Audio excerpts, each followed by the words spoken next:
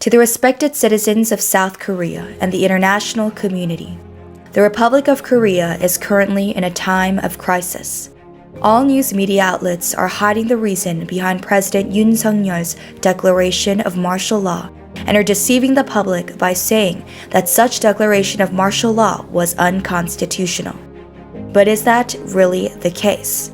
Let us listen to the original text of President Yoon's declaration of martial law. To the respected citizens, as the President, I appeal to you with a pain as if one were vomiting blood. Until now, the National Assembly has proposed impeachment of 22 government officials since the inauguration of our administration and is continuing to pursue the latest 10th impeachment even upon the inauguration of the 22nd National Assembly this past June. This is a situation that is not only unprecedented in any country in the world, but also unprecedented since the founding of our country. They are paralyzing the judicial branch by intimidating judges and impeaching numerous prosecutors. They are paralyzing the executive branch by impeaching the Minister of Public Administration and Security, Chairman of the Korea Communications Commission, Chairman of the Board of Audit and Inspection, and are continuing attempts to now impeach the Minister of National Defense. They have also completely cut down all major budgets necessary for the essential functions of the state, cracked down on drug crimes and maintenance of public order, damaging the basic functions of the state, and turning the Republic of Korea into a drug paradise and a state of panic over public safety. The Democratic Party has slashed 4.1 trillion won from next year's budget, including 1 trillion won in disaster response reserves, 38.4 billion won in child care support allowances, and deep-sea gas field development projects to create youth jobs. Even the cost of improving the treatment of military executives, such as an increase in salaries and allowances for entry-level military officers and an increase in on-duty work expenses, was put on hold. Such budget abuse is a play on the Republic of Korea's national finances. Using the country's national finances solely as a means of political strife, the Democratic Party's legislative dictatorship shows no hesitation in impeaching the national budget. As a result, government affairs are paralyzed and people's lives are devastated. This is a clear anti-state crime that seeks to start a civil war by trampling on the constitutional order of the Free Republic of Korea and disrupting legitimate state institutions established by the Constitution and law. There is no regard for the lives of the people, and the government is paralyzed due to countless impeachments and special prosecutors and the self-defense politics of the opposition party leader. Today, our National Assembly has become a den of criminals. And through legislative dictatorship, the National Assembly is attempting to paralyze the country's judicial and executive systems and overthrow the liberal democratic system. The National Assembly, which is called to be the foundation of liberal democracy, has become a monster that is destroying the very system.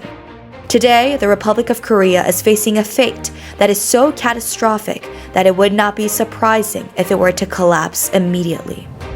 Dear citizens, to protect the Free Republic of Korea from the threat of North Korean communist forces and to eradicate at once the unscrupulous pro-North Korean anti-state forces that are plundering the freedom and happiness of our people, and to protect the free constitutional order, I hereby declare martial law. Through this emergency martial law, I will rebuild and protect the Free Republic of Korea, which is currently falling into an abyss of ruin. To this end, I will completely eradicate the anti-state forces which have been the source of all corruption and evil in any country. This is an inevitable measure to ensure the freedom and safety of the people and the sustainability of the country from the actions of anti-state forces seeking to overthrow the system, thereby passing on a proper country to our future generations.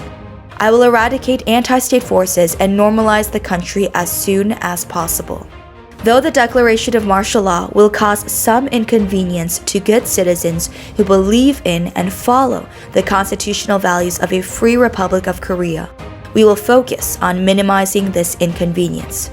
Such measures are inevitable for the perpetuation of a free Republic of Korea, and I assure you that there is no change in the foreign policy stance of the Republic of Korea fulfilling its responsibilities and contributions to the international community.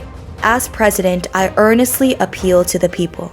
Only will I put my trust in you, the people, and dedicate my life to protecting a free Republic of Korea. I ask you to trust in me. Thank you.